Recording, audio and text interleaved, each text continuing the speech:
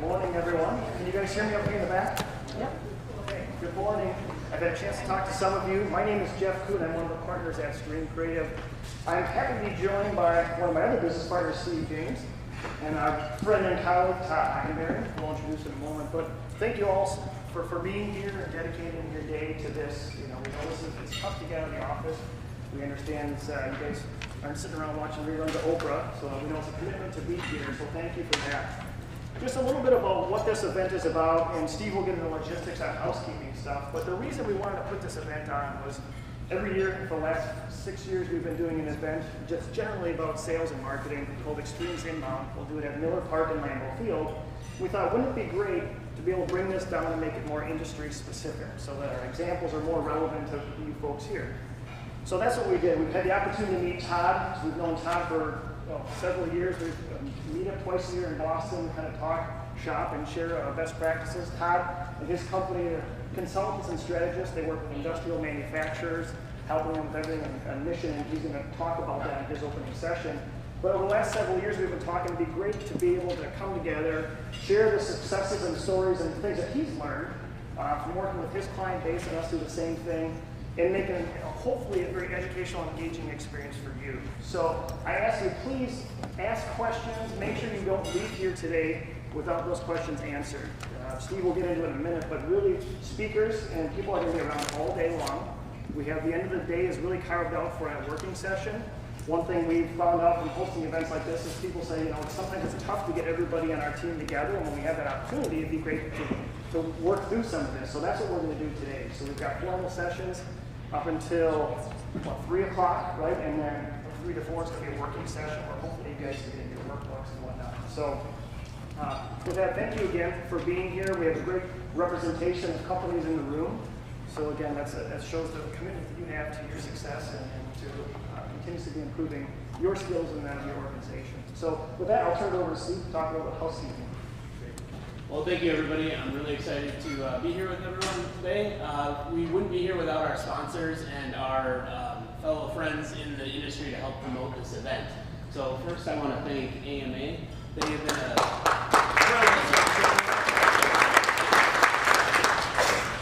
helped support a number of our events, and we've been working together with them for a few years. So if you ever see an AMA event coming up, I'd highly recommend it. We just had one where we attended with Andy Crescendina, talking about SEO and a deep dive workshop, and it was one of the best sessions I've sat in probably the last 4 years. So highly recommend checking them out. A couple other housekeeping items. There's a card on your table with Wi-Fi login. If anybody has problems with Wi-Fi, and for some reason it's not showing the login kind of page, a little trick, type 1.1.1.1 in your browser and hit return, and then it'll load that up. Or step to the back to one of our team members, and we'll help you with that. So there is a card on the table that gives you that login information. You guys probably walk past the restrooms. They're in the mezzanine level, one level down. So we'll go out the doors, go down the steps. The restrooms are right there.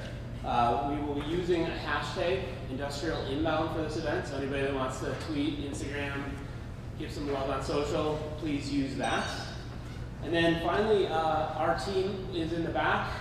So at the end of the day, like Jeff said, we're going to have a working session. We're going to have a number of people in the back that have a number of different specialties, from SEO to Wayne with LinkedIn, Todd from consulting and strategy, Jeff with sales. And we're going to sit back in those high top tables to answer any questions people have. If you have questions on your website, you want us to review something, pull up something in Moz from an SEO standpoint, we're happy to do that. And everybody that's speaking will be available.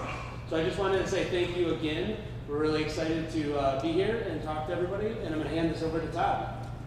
Thanks, Steve. Welcome, everybody. What a great place to have an event. Harley-Davidson, you can't beat that for manufacturing, right?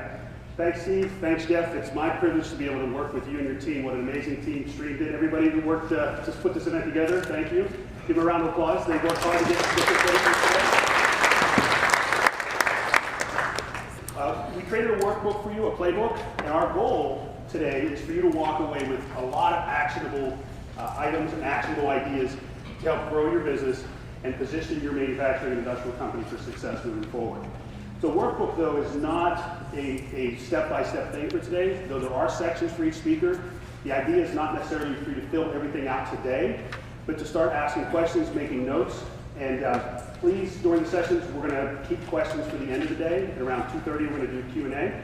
So there's a blank sheet at the end of each section. Make notes, note your questions, and then we're going to do a Q&A with everybody. And then, like Steve said, we're going to have everybody together around the back to answer your questions. So, again, I want to thank you all for coming out today. I know it's a big commitment to be out here for a day, so we're going to try to make this as valuable as we can. And so I'm going to dive right in. Culture of customer first. Why growing sales today starts with internal change. Before I get into that, I'm going to tell you this story. Who's bought a car in the last 4 or 5 years? Anybody? All right. What happens at the magical 3-year mark after you bought your car? Anybody know? What happens? What's that? Well, things break. What do the dealers start doing? They start calling you. What do they ask you to do? They want, yes, exactly. They want you to bring it back in because magically there's a high demand for your model. Right? They want to bring you in for a book. What they want to do is churn you. So, okay, so after 3 years, I started to get a phone call. I said, no, sorry, I'm not interested. I keep my cars for a long time. Last car I had, I drove 250,000 miles for 12 years. Month 2, what happened? 30 days later, got a phone call. Said, guys, sorry, I'm going to turn my cars in. I keep for a long time. 3 months, phone call. 4th month, I said, okay, I'm done. So guys, you have a CRM system, right, guys? Yeah, we have a CRM. Make a note in my record that I don't sell these cars. I keep them for the long term. Please don't ask me this question again. What happened in the 5th month? They called me again. I said, okay, I'm done. That's it. I warned you. I don't want to talk to you. I spent $50,000 with you, and you aren't listening to me, and you're not paying attention to me at all. I'm never coming back to a dealer, and I'm going to tell people that you're annoying with your marketing and that they shouldn't buy from you either, because this is the way they're going to be treated. So I said, you're recording this, right? They said, yeah, we're recording this. I said, great. I hope you're listening because you just lost a customer for life. And they said, oh, okay, thanks. And I was phone. 10 minutes later, I got a call from the manager. And she said, well, I'm really sorry you had a bad experience. And, we'd really like to keep your business. And I'm going to send you a $50 certificate off your next service. And I said, you didn't listen. Did you hear the conversation? I've been telling you for 5 months exactly who I am, exactly what I want, and you aren't listening. I'm never coming back. I'm gone. Okay, sorry, sir. We'll take your name out of our database. That was the solution. They're going to take my name out of the database. I said, okay, great. So what happened the next month? They called me. And then I got a postcard in the mail, too. Same offer. So I switched dealers to get my car serviced. Because I keep them for a long time, and I want to keep running, so I follow the schedule. I'm sitting, I came in on a Saturday, and I stayed. And I was sitting there in the lobby, working on blog posts or something, and a lady walked up. She said, Mr. Hockenberry. I said, yeah. She said, can I ask you a question? Are you interested in turning your car? We have a high demand for your vehicles, and we'd love to give you a... I said, holy cow, did they all go to the same class? What is this? I said, no, I'm telling you, I'm the buy and hold persona. I keep my cars for a long time, and I don't turn them in. And she said, oh, okay, thanks. She got up and walked away. So why do I tell you that story? The reason I tell you that story is there's a problem with companies today. It relates to manufacturing industrial too. The problem is that everybody wants to grow, but nobody wants to change. Who's heard of the term inbound before? All right, great. I hope so. You're at the Inbound Industrial Summit, so I hope you've heard that term. You have a book. Dan Tyler and I just wrote that book last year, and the idea, the premise of the Inbound organization is that buyers have changed, and the way people buy products has changed, and we know this. Shouldn't come as a shock. Take that cell phone out of your pocket and think about how you use it to change how you buy. And what's not changed is businesses have not changed the way they think about themselves, the way they think about how they're organized, and how they treat their people and their customers. People are using old school mindsets to try to adapt to and deal with the new changes in the modern buyer based on digital behavior. So everybody wants to grow, but no one wants to change.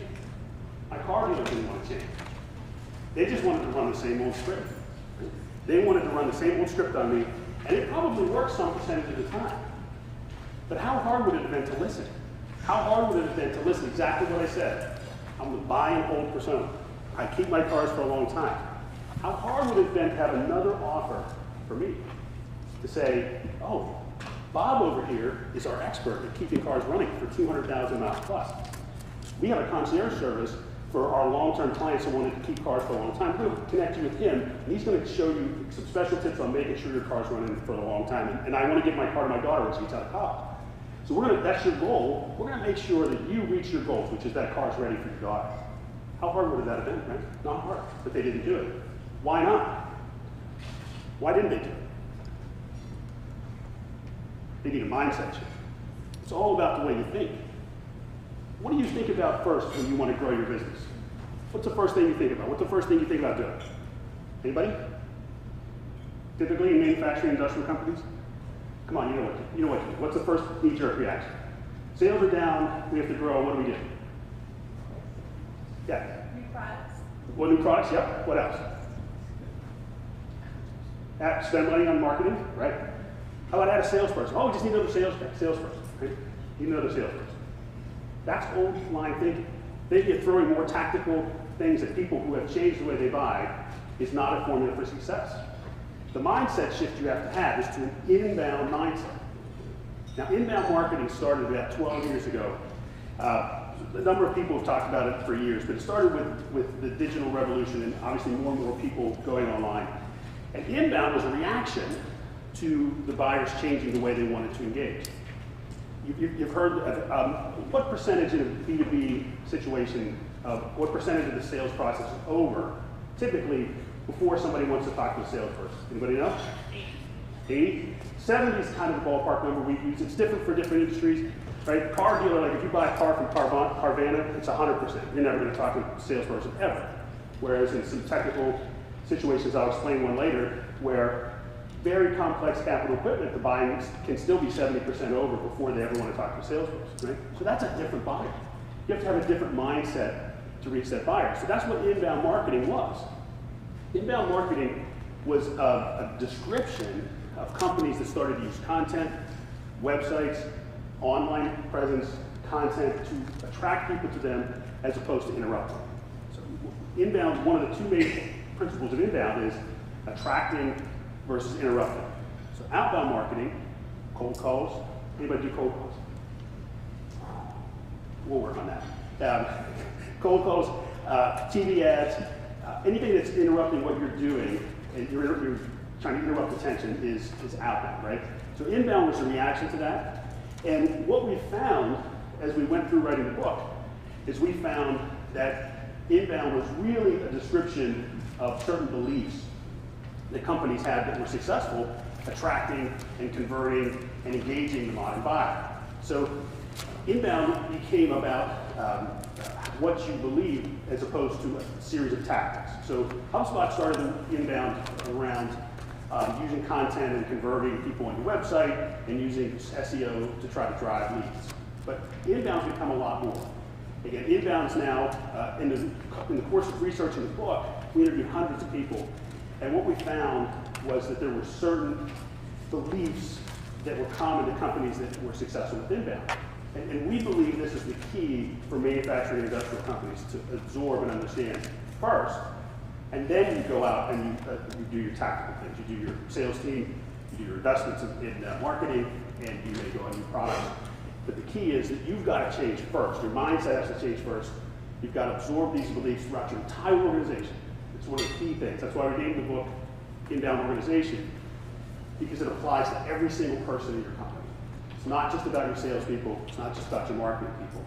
It's about your accounting people and your finance people and your service people and your engineers. Everybody's got to buy into this mindset.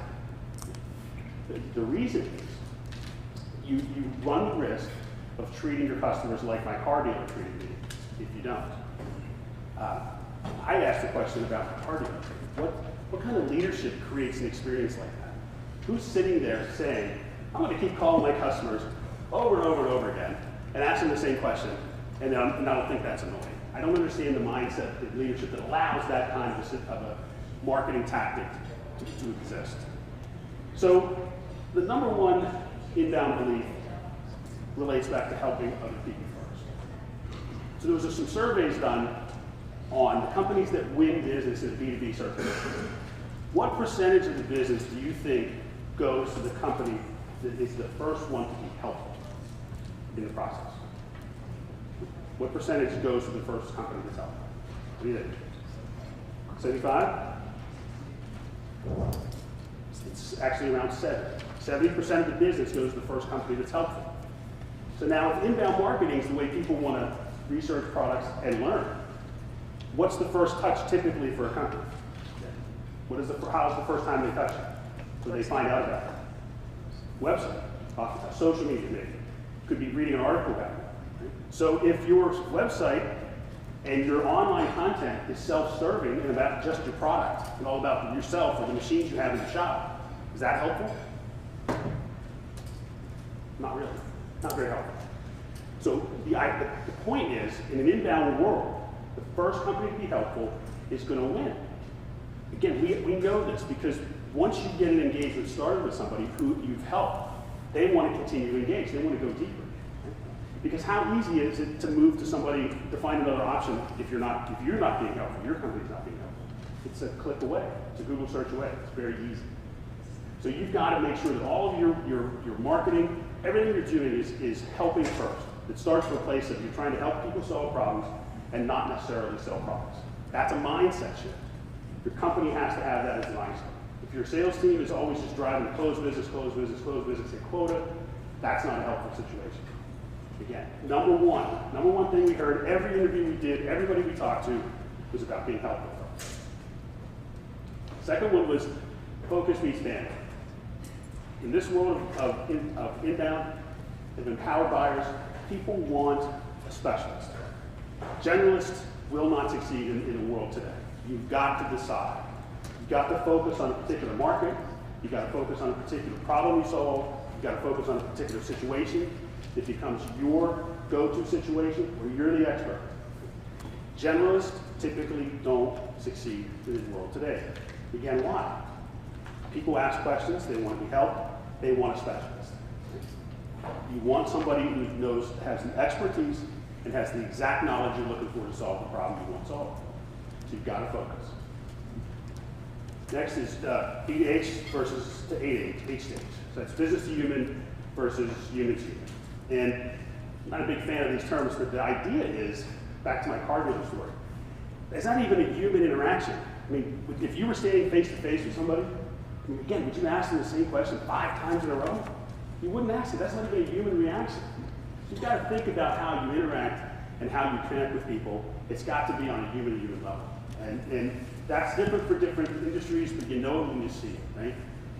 Impersonal marketing, being treated like a number, a name on a list, again, isn't going to cut it for industrial manufacturing companies in the future. You don't like that in your day-to-day work, do you? Anybody like Zappos? Amazon? Right? Think about the experience you have with these companies. Very personalized, very human experience. They make suggestions based on your behavior, based on your choices, on your request. These are the kind of interactions your customers and your prospects want from you. They want a human connection personalized to them based on the information they have about you. You can't just treat everybody exactly the same. Again, that goes back to culture. It goes back to, we're going to talk about that a lot later. Human to human goes back to your beliefs. It's about how you want to treat people. Are they a quota? Or is that an actual person sitting across the table that has real desires and issues and problems that you can be part of helping them solve? I'm constantly surprised at salespeople that I talk to that don't take that human factor into account. This person's probably putting their professional career on the line, their credibility on the line to a certain degree to purchase from you. And you've got to take that into account when you're dealing with them. You've got to deal with people on a human level. And then data drives decisions. In today's digital world, you should have plenty of data about your customers, and you've got to use it to segment and decide on what's working, what's not working. Again, who runs things like paid ads? Does Google AdWords? Measure ROI or not? Do you know if it's working? Not. Again, I hear that question a lot when I talk to business owners. They'll say, oh, we spend $3,000 a month on ads. And I'll say, well, what's your ROI? I don't know. I don't know if it's working or not. They don't know. Right? You've got to know. Your data has to tell you. The data is the connection to your customers, and then they're going to tell you what tactics are working for you. One of the things we talk about in the book is you decide your strategy, but your customers decide your tactics. And I think most companies get that backwards. They want to try all these different tactical things, and then they let their customers dictate their strategy. You should decide the strategy. Customers should dictate the tactics. Because the tactics are things like chat or social media or video, and people ask me that all the time. They'll say, what about social media for a manufacturing company? And my answer is always, well, I don't know. What are your customers doing? Are they using it? Where are they? That's a tactic. Social media is a tactic, right? So you've got to let your customers and your prospects drive your tactics. And data will allow you to do that. The data will show you where they are. And then finally, my favorite one, you've got to solve for the customer. How many people, there was another survey done that asked, these were B2B customers, buyers. The question was, would you pay more for a great customer experience? Would you pay more for a great customer experience? What do you think the answer was? From B2B buyers, how many would pay more for a great experience? Half? 90%? If I was giving out prizes, you would win. It's 90%. 90% of people, B2B buyers, said they would pay more for a great experience. Now, does a great experience have anything to do with your product? You buy it a little bit, but it has a lot more to do with you and what you believe, and how you deliver your sales and marketing, and how you interact with it. People will pay more for that experience. Nobody likes to be in a bad situation where there's a pressure sale and you're getting sold and pitched all the time. Nobody wants to do that. But everybody wants to have a great experience. So I believe your biggest opportunity for growth is creating an amazing customer experience for your prospects and buyers, and delivering that to them and innovating around experience as much or more than you innovate around product. You guys are all comfortable with product, right? A lot of you are technical backgrounds. And we see that a lot in industrial companies, where there's engineering backgrounds or product development backgrounds. People are very comfortable talking about product, specifications, sizes, shapes, speeds, things like that. Very comfortable talking about that. And those things are important. But the experience that goes on top of that, how you react to it, interact. We were talking about chat earlier. How many people use chat on the websites? Interesting. Not very many. It's an opportunity, I think, folks, because there's opportunities out there to engage people the way they want to be engaged. And that's the idea of a great experience. And the great experience starts right up front with your website, when they find you, and when they connect with you on whatever platform they're connected with you. So it's not about the product so much. Your innovation should be coming from how you market and sell your business. And another big one is after the sale. Everybody have service departments? Okay. Anybody have a success department? Anybody know what that is? Good, great. Customer success is about making sure the customers achieve the goals they want to achieve when they buy your product, or when they buy your product in the first place.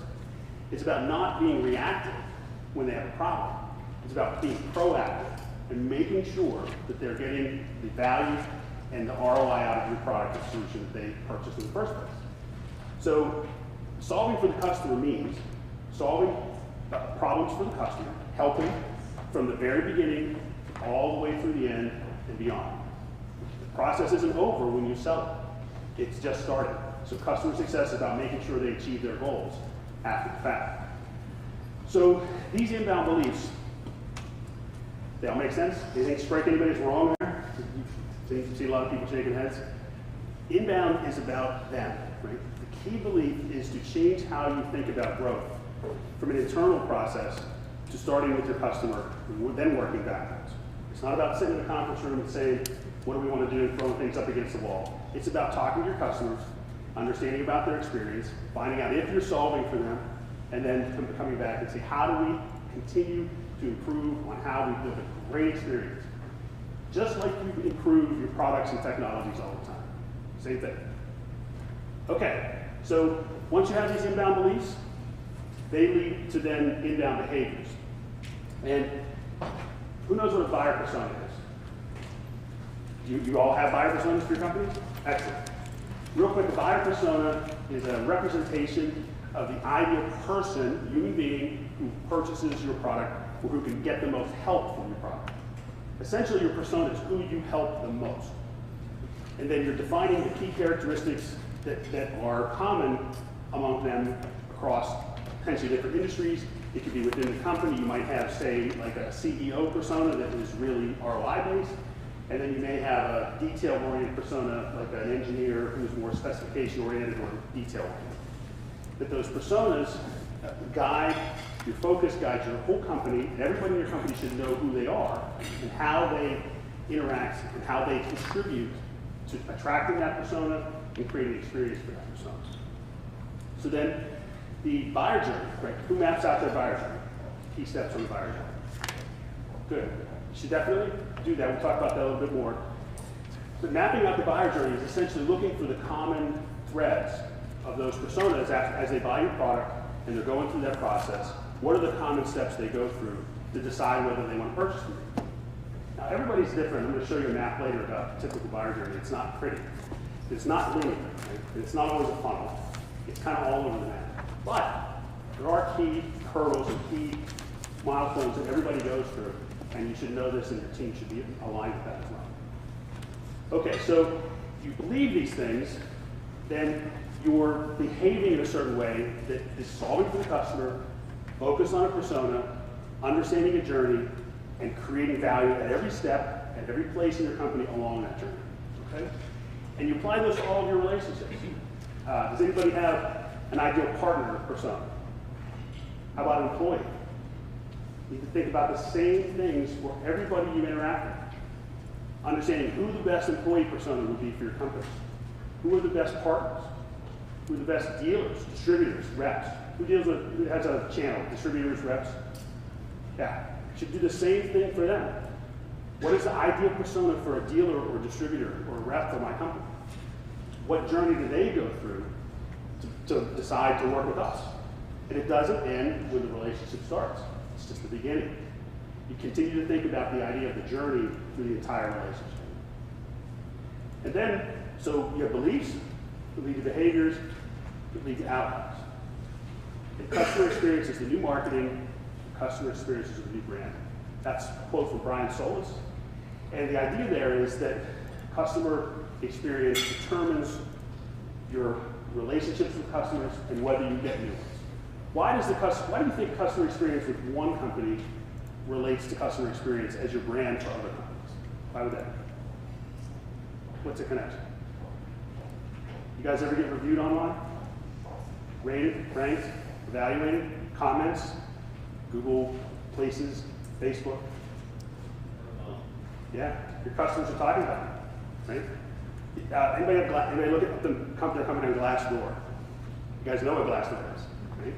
Your employees are rating you, talking about you as managers, your company, what your culture is. So your customers can become your best salesperson or your worst salesperson. And what's going to determine whether they do that or not is the experience they have with your company, which goes way beyond just your product. So it goes to your culture, your mission, and it goes to your strategies, which are the three key things we're going to talk about in a second. So you have beliefs. So it starts with your beliefs, your mindset shift. You then behave in a certain way, you're solving for the customer, creating a persona, focusing on them, understanding their journey, creating value across that journey. And that leads to the outcome, which is a great customer experience. So let's talk about the three key steps you have to go through. And these three key steps are in your book. Three key things. Mission matters, culture is destiny, and strategies need to be clear. So I'm talking today about kind of some high-level stuff, company-wide stuff. Most of the rest of the presentations today get into more detail, sales, marketing, LinkedIn, video, other things, content marketing that you all need to do. But I'm hoping to give you context in which you want to put all those things. If you think you can just go out and do videos, and just throw some videos up against the wall, and you're going to succeed with that, good luck. If you're just going to create content, and it's not focused on a particular persona and where they are in the buyer journey, and not backed by a mission that's important to them, you're going to have a hard time succeeding. So again, remember, everybody wants to change. Everybody wants to grow. Not everybody wants to change. You need to think about your entire business in the context of growth. So let's talk about mission first. Who has a mission statement? Do you know it? Can you tell me it? Anybody want to tell me what the mission statement is? All right. Nobody ever wants to tell me the mission statement. You do? Ours All is right, I want to really hear good. it. Yeah. A great place to work and a company with a future. Okay, who's that for? Bradley Corporation. Excellent. Who are your customers?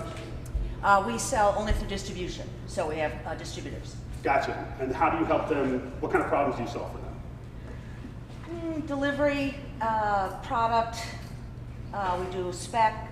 We get architects to spec our products, so then the Gotcha. distributor gets specified, and yeah. Excellent. Well, thank you for being here. Thanks for sharing. Mission matters because today people buy from you as much as who you are as for what you sell. Who has more or less competition today than they've had in the past? What do you think? More competition? Who has more competition in their business? Anybody have less competition? There's a few industries that have less. But the vast majority of industries have more competition today than ever before. So how do you stand out? Right? If you can pick up your phone or get on your online and find 10 options to your company for the product, how do you stand out? Companies have a mission. Why do you think, I don't want to get into politics here, but why do you think Nike went with Colin Kaepernick, right? They were making a statement about their mission, right? And their stock price is going up. They're making money from it. They knew their audience, they knew their persona, and they knew that taking a stand and putting their name behind a mission, aligning that with their company would resonate with their buyers. Now, it also annoyed some people, which is the risk you take. But the point is, mission matters. And your mission matters too. It matters to your customers. They want to work with companies that inspire them, that bring different value. They can get your products for somebody else. They want to work with somebody that has a mission. They want companies and people. Remember, you sell to people. People want to align and work with people that have similar views, values, and beliefs that they have. So your mission should resonate with your customers. Your mission should also resonate with your employees. Your mission should be a guide. I mean, I'm an old engineer, and I think about a vector, right? If everybody in your company is a vector, pointing in a different direction, this is a quote from Dharmesh Shah from HubSpot. It's in the book. If everybody's in your company is a vector, what happens when vectors are not all aligned in the same direction?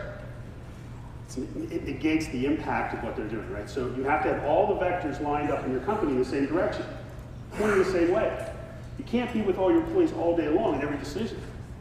What's the one thing that can guide them in all their decisions every day? It's your mission. Everybody knows your mission, buys into it, it's relevant, and it's understandable to them that it can guide their decisions and keep everybody focused as they're working for your customers. So mission matters. Again, in your workbook, there's a lot of questions in there, and I challenge you to really think hard about your mission. Mission's a tough one to do in a short period of time. It typically takes a number of sessions to get through to really boil it down and get one that's absorbable. But whatever you do, your mission needs to have certain characteristics. It needs to be accurate. You can't say, we're this, when you're not, right? It has to be obviously accurate. It should be simple. We'll say it should be tweetable. You should be able to tweet it, old school tweets, 140 characters. So it should be short. It should be future resistant, meaning that it should be probably 3 to 5 years of a window at least in terms of being relevant. You don't want to have a mission that's going to change in every 6 months or every year. It should give you a stake in the ground that gives you a guidepost for a reasonably long period of time. It should be inspiring. It should get you excited about your business. Now, I might be in a business you don't consider exciting, but I can promise you everything you do and every product you make and every problem you solve is important and exciting to your customers. Find those things that inspire them and can be interesting and exciting about what you're doing. And again, more importantly, that can inspire your employees. We want to be part of that. All the studies we look at, younger people today, everybody likes to complain about millennials, but one of the things I love about millennials is that they believe in things. And they want to align what they do every day with things they believe. They want their work to matter. They want their work to make a difference. So give them a mission that inspires them to make a difference for you, with you, for your customers. And then you can use that as part of your recruiting. I promise you it'll help. It'll help you attract good employees. And it should be unique. If anybody else in your industry could use your mission as theirs, then it's not unique. It needs to be specific to you. This was a gift from God right here. I got this, I did a speaking event last week in Tennessee, and I got this business card from a guy. So this is an actual company mission statement. I just absolutely love this. Any idea what they do? Any idea who they work with? Why they're different? This is amazing. This is a collection of buzzwords. It means absolutely nothing, right? It means absolutely nothing. This is exactly what you do not want to do with your mission. This is the classic mission that will end up on a plaque on your wall in your office that everybody can see, but nobody ever looks at, right? Keep your mission buzzword free. Make it relevant and real.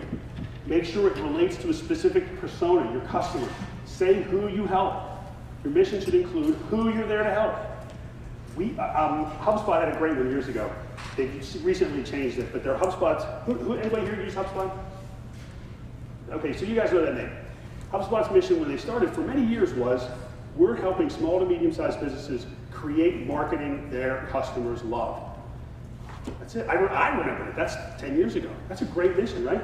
That could easily inspire everybody that works for you. It tells you exactly who they work for, small, medium-sized businesses, and what they do. They help them create marketing their customers love. That's a fabulous mission, right? That's a great mission. This is not. My favorite actually one is commitment to quality products. I love that. Keep the words quality, best in class, world class out of there. They don't mean anything anymore. Quality is important, but just saying the word quality doesn't mean it. Great service, please don't say that. Solution provider, don't say that either. You may do that, but those things don't mean anything anymore, right? Keep your mission statement buzzword free. All right? Somebody once told me, no man's truly worthless. You can always be a bad example. This is an example of that. So this is my bad example. All right, so one of our clients is going to be called Bell Performance, and they are in Orlando, Florida. They are a very unique company. Anybody here over 100 years old, business? Excellent. Very hard to do. Very hard to do. They're over 100 years old. Still family owned. We've been working with them for about 8 years. And when we started working with them, we got into this question of mission. And they had a similar mission statement to this one when we started.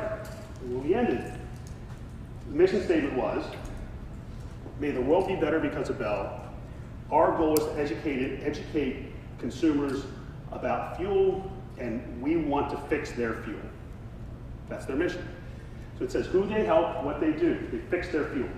Really easy one to remember. Fix your fuel. Easy. Their mission started to inform their marketing.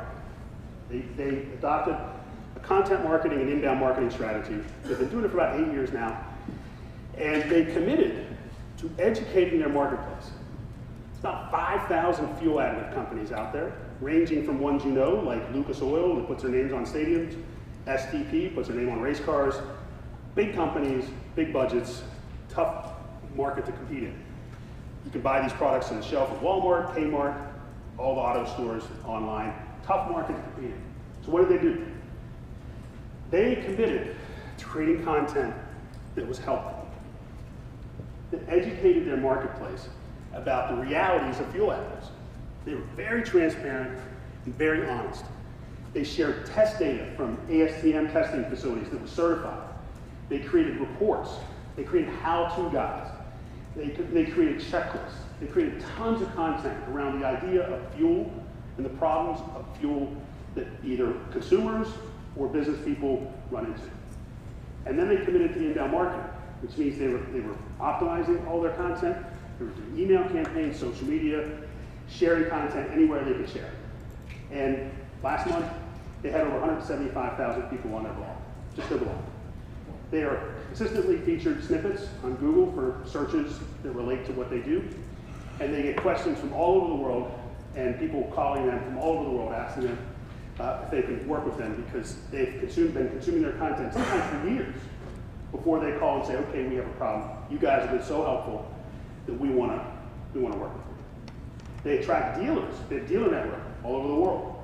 They've attracted dealers from all over the world from their content, because their content was the only content out there in just about every case that was helpful. Everybody else was pushing the product. Everybody else was saying, buy our stuff. They were saying, we know you have a hard time deciding between this product and that product, or which one that could solve your problem. We're going to just be honest and upfront with you and share the data. Where our products aren't as good as somebody else's, they actually say. They'll say that product's a little better for this than what we do. So what does that make them do? I just thought of this. When they say this, another competitor's product actually is better because of their chemistry, what does it let them do? What are some of the beliefs we talked about? Focus, right? Makes them focus, right? If their product's not as good, then they either go back to the drawing board and make the product better, or they focus on what they are the best at. Right? So by being honest and upfront and sharing content, completely transparent, forces them to be honest. When you're not being completely honest and transparent, you can say anything to anybody, right? You hope they don't catch you up on the back end. Trust me, today, you don't fool anybody anymore. You may get the sale, but they'll hurt you afterwards if you don't deliver, or if you oversold it or you shouldn't have sold it. And one of the other things I love about these guys, I mentioned customer success before. They've developed, we've developed a customer success program for their dealers, where they look at their ideal persona for their dealers, so they know who to recruit, and when somebody approaches them, they know who to say yes to and who to say no to. And then once they get going, they understand their journey, and they map out and monitor the behaviors of those distributors and dealers to success. They know the behaviors that lead to success, they monitor for that, and they train to that, and they stay with them after the fact. They don't just hand them a catalog and say, go sell something. They have a success program to make sure that if they're going to invest in that distributor or dealer, that they're going to make sure they're successful after the fact, in a proactive way. All right, so let's talk culture. Who maps their culture? Anybody document your culture? Culture ideas? Not too many, okay? Culture is destiny. Culture is destiny. The great quote, Peter Drucker, I think, said this, said, culture eats strategy for breakfast. It's a great quote. You can go and create a strategy in your conference room. You can sit down and be the smartest guy and ladies in the room, figure out how to go to market. But if your culture isn't aligned with the strategy, if it's not aligned with your buyers, solving for your customers, your culture will destroy any strategy you have. You have to have a culture of customer first, and a culture that can support whatever strategy it is you want to implement. Culture eats strategy for breakfast. Nice. All right, so some big things about culture. There's a lot in your book about that. I won't go through everything, but I'll hit some big ones. Number one on culture is trust. You've got to have a high trust environment. And that gets to transparency. It's a big part of trust. As a leader, are you sharing information, or do you keep information hidden and you just let people understand what they need to know when they need to know? We talked about millennials before. I can tell you, young people today, and I have 3 teenagers, so I get this. They want to know everything. They want information. They want to know, right? So they want to be part of the team. They want to be in the loop. So you better be transparent with people. And then accountability is part of trust as well. If you're not holding people accountable to their goals, then it reduces trust across your business. So trust, transparency, accountability to me all kind of fit together. People first, that's a big one. We asked a question to a lot of people we interviewed for the book. We asked them, who's more important, your employees or your customers? Who wants to guess? What do you think? Employees or customers? Employees. Who says employees? All right, who says customers? All right, a little bit of both. Richard Branson, there's a good quote in the book from him. He says that customers or employees come first because the employees are who takes care of customers. Makes sense, right? We asked a guy, Frank Ocean works for HubSpot, he's their CIO. We asked him this question. He said, who's more important, customers or employees? He said, his answer was, who do you love more, your mother or your wife? And I love that because that's exactly right. The answer is both. Leadership, you as leaders in your company, your number one priority should be employees. Your employees have to be equipped, empowered, trusted, and have a culture and a system where they can be successful. Their job, their most important priority is your customers. So it all works together, right? Leadership should prioritize your people. People should prioritize your customers. Decision making, this is a big one. This is a big one. My favorite one when I was a manager was what I call managing up or delegating up. Where somebody would come into my offices that worked for me and say, they would delegate up to me and they would want me to solve the problem. Other times, decisions are arbitrary or what's really most critical in this day and age of where customers want great experiences, are your frontline people equipped and enabled and trusted to make decisions? Who likes to be on hold and have to get switched around to 7 people? We'll go back to the car dealer thing a little bit, right? Who likes to be on hold or go calling for customer service and be asked the same information 7 times? Oh, what's your name? What's your account number? Again, these are systems that are not developed for customer experience, right? Or what's even worse is when you're talking to a customer service person, or maybe you're on a chat, and the person you're talking to can't actually solve your problem. They can't actually get to the problem, right? If they can't do it, then you're going to be disappointed. So that gets, I'm going to bring up another stat. I love stats. We're talking about solving for your customer. We're talking about helping. We're talking about decision making, right? In a customer service situation, would you agree that empathy is important? The person being empathetic and being understanding? I think we could all agree that's important. How long in a customer service interaction does the customer want you to be empathetic? Anybody have a guess? How long? No, actually not the whole time. How long? 7 seconds. 7 seconds. They want you to be empathetic. They want you to say, I'm sorry you had this experience. I understand this is an issue. What do they want you to do within 7 seconds? Solve the problem. That's what it's all about. That's what people want. They don't want they don't want you to say they're sorry. They don't want you to hand you to somebody else. You to hand them to somebody else. They want you to solve the problem. That's why the idea of solving for your customers, part of your culture, is so critical. Again, think about your customers, marketing to your customers after the sale. If your service teams are not empowered to solve their problems, not equipped to solve their problems, you're going to lose them. So, operating system. There's a ton of stuff in your book about operating system. But essentially, your operating system is the structure you put within your business within which people operate. It's the processes, the procedures, the tools you give them to succeed. So we would recommend, in this day and age, to have a light operating system. One that equips people to make their own decisions, not heavy on policy. We talked about using good judgment, where HubSpot's example here as well. Their policy is, for most things, is use good judgment. If you ask them how many vacation days do you get, they'll say, well, use good judgment. There's no vacation policy. They take as much vacation as they want. What about taking somebody out for dinner, customer or prospect? Use good judgment. So they trust other people to make decisions. That's a healthy culture. But the operating system is a big deal because a lot of companies that are older, that have been around a long time, grew up in a very hierarchical, bureaucratic time where everything was siloed, segmented, procedures, processes. Challenge yourself to look at all of those pieces and parts of your culture and eliminate the ones that don't add value for customers. Why are those processes there? Are they necessary? Are all those reports required? And I think about salespeople. I'm a sales guy. I hate reporting.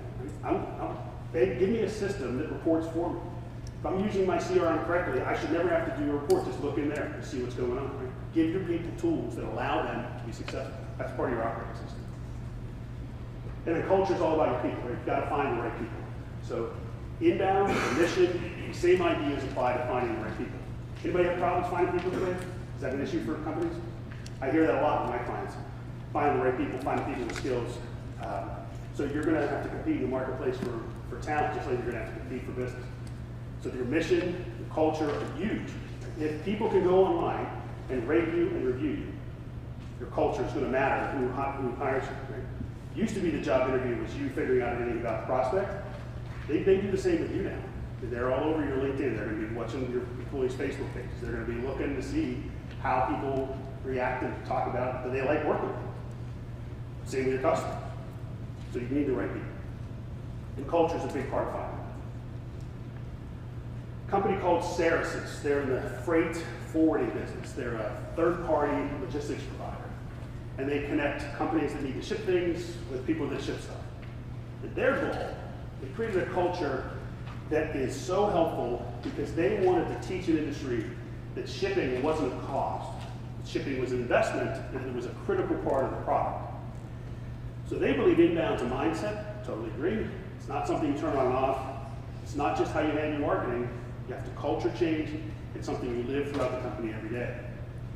This company is competing in a big world. They compete with people like UPS and FedEx and big names. And what they did is they created something called Ceres Central, which was a huge content repository and a software platform where they were going to educate the entire industry about shipping costs and about how to make an investment and how to really use shipping and delivery as a way to create advantage and value for your customers.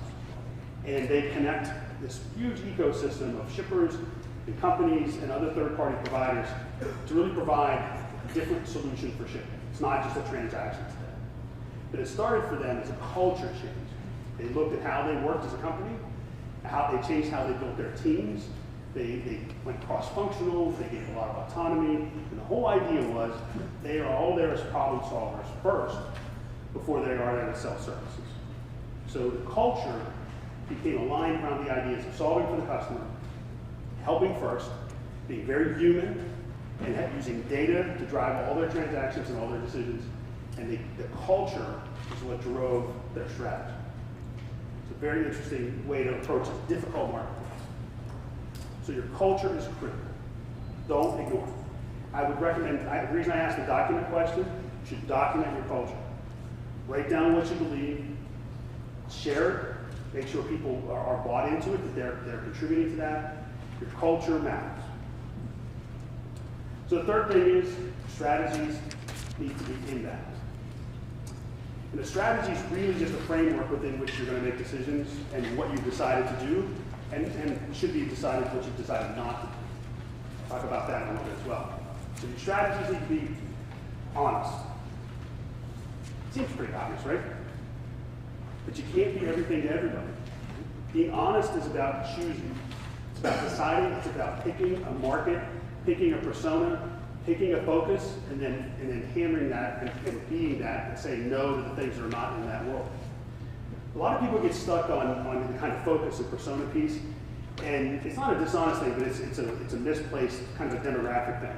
And the way I think about this is people oftentimes think about their targeting as kind of everybody around us, like a company type. And I say that's like saying that everybody in your neighborhood is all the same. And you all live in similar places. You might live in an apartment, you have a similar size house, you probably drive the same amount of cars, you have similar number of kids, similar age, right? Relatively same income level. Those are demographic similarities. But are you really that alike your neighbor? Are your goals the same as your neighbors? Are your passions the same as your neighbors? Probably not. There's a lot of differences, right? So your persona, your focus is around those differences. And you've got to be honest about who you serve best and who you don't serve best. Strategies need to be engaging. Ask about chat. Chat's about engagement. Chat's about being available for people the way they want to be, the way they want to talk to you. Like my wife, for example. My wife will never pick up the phone and call anybody ever. She hates the phone, but she'll chat all day long. So the strategies need to be engaging. Does anybody have a try before you buy offer? You know what I mean by try before you buy? Like software is easy, right? You can get a free demo software, it's a free version. Anybody? You guys, all right, you should think about that, right? You need to figure out a way to engage people with your products and your services for free before they buy. Maybe it's a virtual demo. Maybe it's virtual reality, right? Maybe it's a video, a private video where they can see their parts being run. I mean, I used to sell lasers.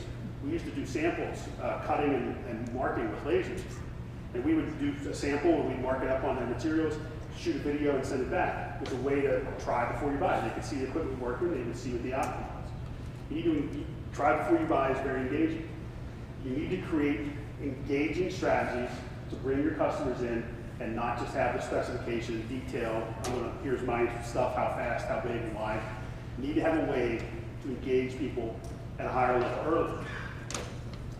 Strategies need to be persona-based. We talked about that. You've got to understand that target persona, and you've got to create value for them that's tailored to them. And then your strategies need to be buyer-driven focused, which again means that you're not just having, say, an awareness strategy where you're out in the marketplace trying to drive awareness, but then the strategy follows the journey where you, after they become aware of you, how do they engage with you? That's try before you buy.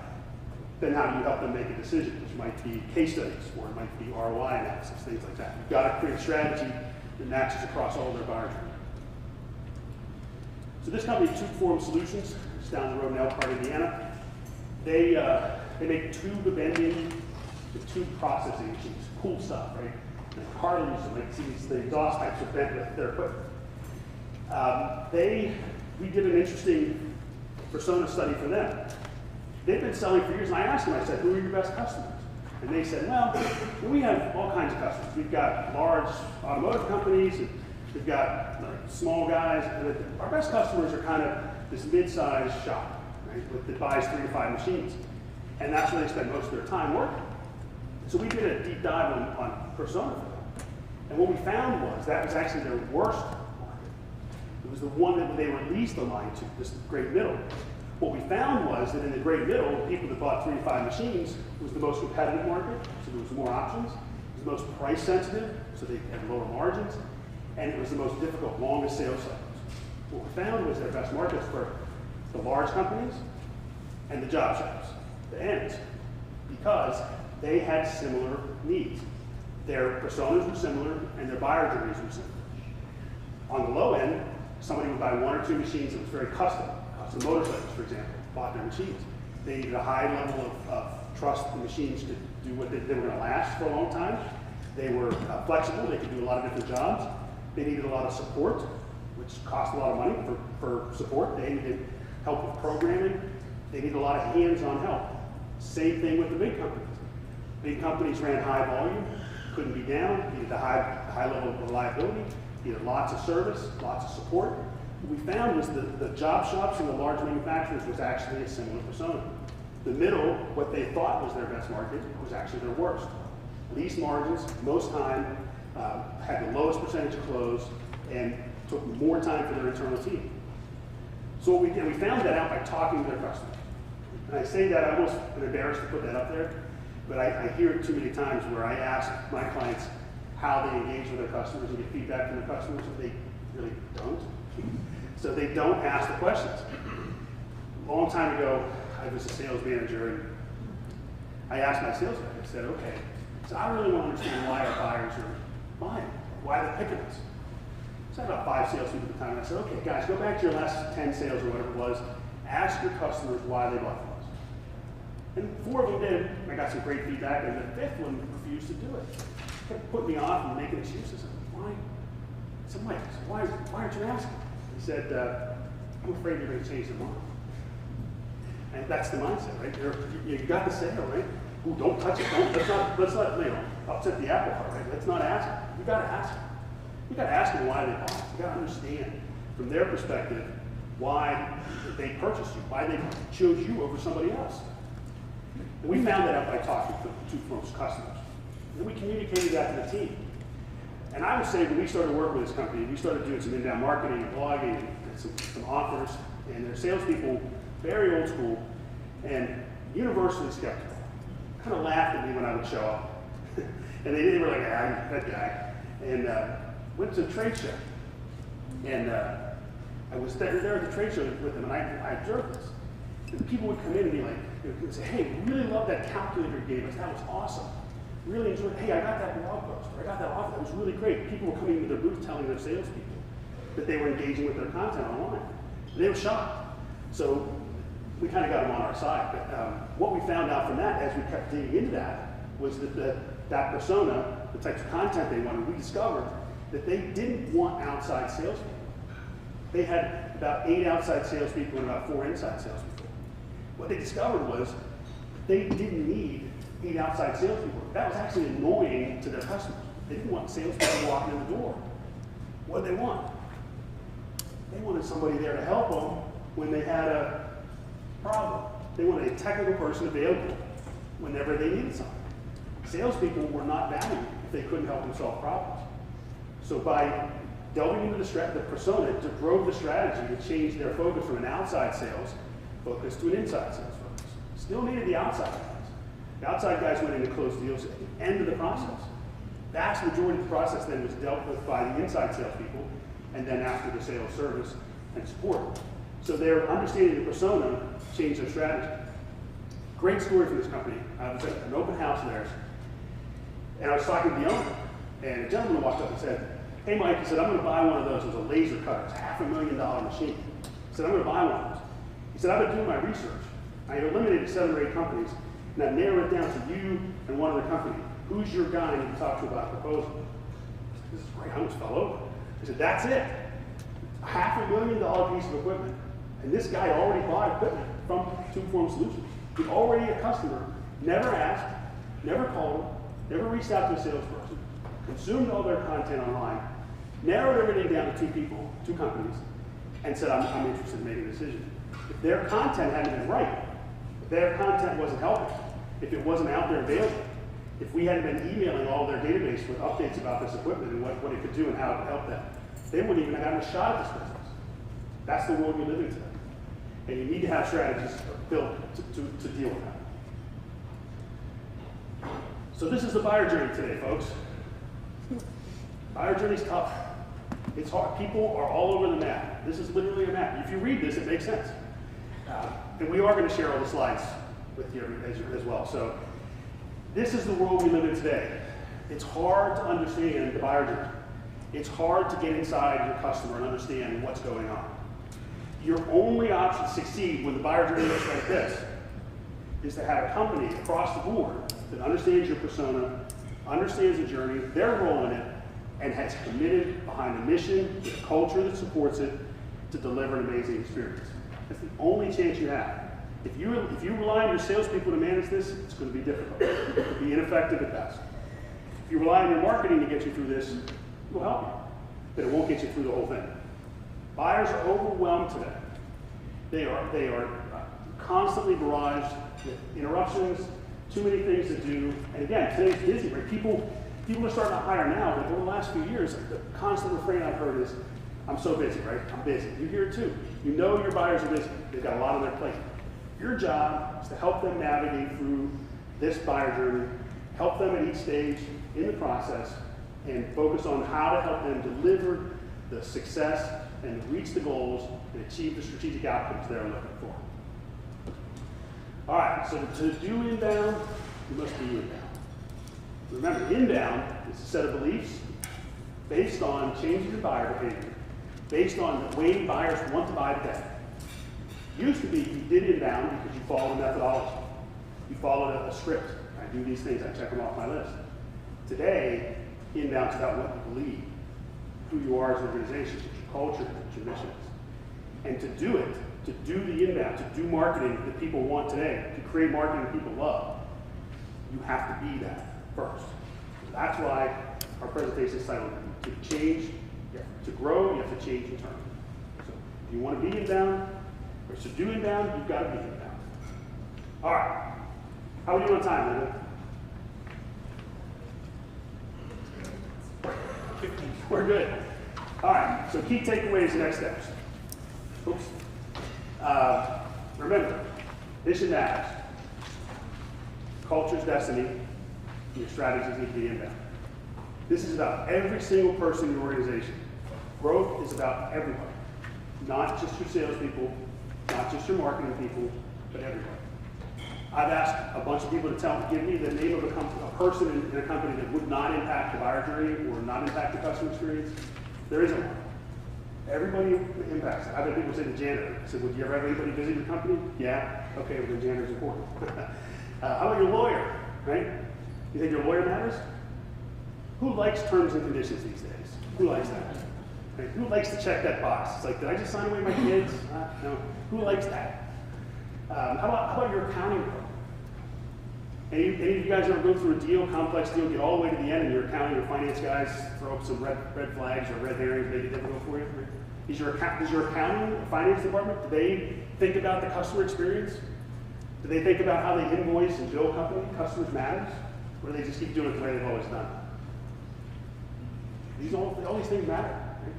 Is your customer service team there? How are they measured? Are they measured by how fast they solve a problem and clear a ticket? Or are they measured by the outcome and the satisfaction and the happiness of your customer? Is your production team, are they thinking about when they put that product in a box or put it in a shipping container? Are they thinking about how it comes out? Is it easy for people to understand how to put it together? Right? We're used to, think of an app, who uses Apple, right? You think of the amazing experience you get of opening the box and pulling your phone out, right? I mean, that's the kind of world we live in. You're competing with that expectation, folks, with the Amazons and Facebooks and the Apples and Googles of the world. That's everybody's expectation, that my experience is going to be that easy, and my ability to work with you is that simple and that clean. That people want self-help. Do you make it easy for people to get answers to all their questions? Right? People want to be able to serve themselves to get answers to questions. They don't want to have to call you. They may be at home at 8 o'clock at night or 6 o'clock in the morning on Saturday. Do you make those answers readily available? Put it on your website. Do you respond quickly? How fast do you get back to somebody that calls you and asks you a question? How fast did you respond to a lead? There's data that says that within, it's like less than 5 minutes. If you wait 5 minutes to follow up on an initial lead, the percentage that you're going to get goes way down. 5 minutes. Why is that? So if you don't get back to them, they can find 10 alternatives just by going to the next search, right? Super easy to find alternatives, right? You've got to find ways to change your business the way you think to respond to the way people want to be treated and create that experience that they want. So other key takeaways, right? I'd like you to think about your mission. Get your team together, get your key stakeholders together. Think about your mission. Make sure it's focused on your customer. Make sure you're focused on the outcomes you want them to receive and what they get. Focus on the kind of things that the difference you make in their world. Your mission isn't about you, right? Your mission is about them. That's the biggest difference I see in missions, right? And please don't use the nonsense speak I showed you. That's going to be my example of mission forever. Don't do that. Don't do that. Create a culture that is one that's attractive. Right? Is your company a great place to work? Is it? I promise you, if you make a company that is a great place to work, that's an attractive culture, your customers and prospects will see it too. Because it'll be reflected in your employees' behavior, their outlooks, the way they interact with each other, the way they interact with you. I'll come back to my car dealer story. What a miserable place to work that must have been. And can you imagine the person who's calling you every 30 days? They probably had a list of 100 people they had to call every day. Come rain or shine, I'm going to call these 100 people. Probably sit in a room this size in a bunch of cubicles. Get paid $12 an hour to make phone calls. And how miserable is that? It's got to be a horrible culture, right? How much easier would it have been if they had thought about me as a persona?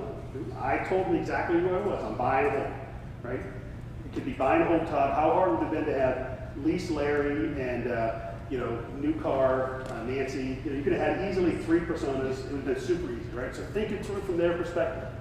Be ready and train your team to handle people where they are. Business to human becomes human to human. Empower your people to help your prospects and your customers where they are. The culture is what's going to allow them to do that. Again, if you have a toxic culture that's CYA, or that's delegate up, or it's avoid and let somebody else do the work, or if you have a culture that's driven by processes and procedures and policies, then that's what you're going to get. Does any of your prospects want to hear, well, our policy is, as soon as you say that, you lost them. Right? Is it about your customer or is it about your policy? Think hard about your culture from their point of view. Put yourself in their shoes. How do you look to them? Then your strategies need to be inbound. And your strategies need to be honest. Be honest with yourself. Be honest with your market. Don't lie to your market, right? I mean, how many times do we see this in marketing? Where you kind of fudge a little bit or you kind of overstate a little bit. Right? Honesty is valuable. Be honest in a difficult marketplace.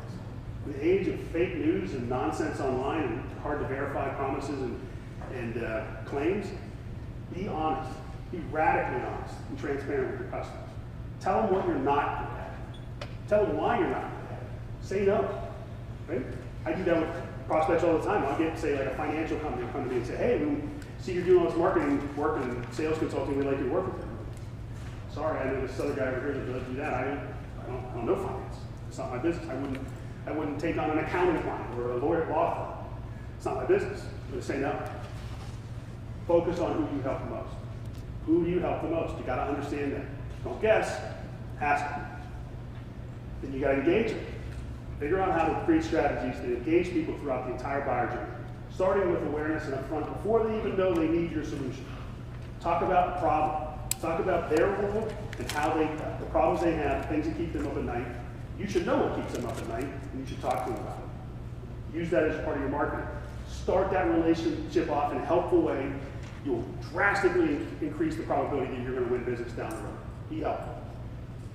And again, figure out your persona, understand the buyer journey, tie them all up together, and you'll create a culture people love. You'll create marketing that people want to consume. You'll have salespeople people want to talk to, and you'll have an attractive business that helps you grow into the future with buyers that are only going to get tougher to deal with. Buyers are going to get more and more inbound every day. It's not going backwards, folks. We're not going back to the days of milk runs of salespeople and buying from Thomas Register books behind the curtain. Everybody remember the big green Thomas Register books? Yeah, I did. And nobody, we're not going back to that day, those days. It's not coming back, guys.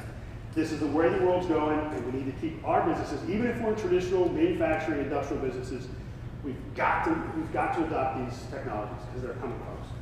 So that's my challenge to you. Think about your mission, create a culture people love, and focus on your strategies being inbound, and you will be successful moving forward with modern buyer. So that's my presentation. Anybody have any? No, I was going to ask for questions because I'm used to that, but I'm not going to ask for questions. We're going to hold them. We're on schedule? Yeah. All right. Thank you, everybody.